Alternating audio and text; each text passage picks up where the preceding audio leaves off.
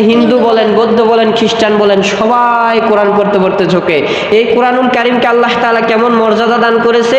আমার রসুলের চেহারা দেখে যেমন মুসলমান মানুষ হয়ে যেত, আগামীকালকে শুনলেন রসুলের চেহারা দেখেই কাফেররা মুসলমান হয়ে যাইতো, এই কোরআনকে পড়তে পড়তেও কাফেররা মুসলমান হয়ে যাইতো। সুবহানাল্লাহ।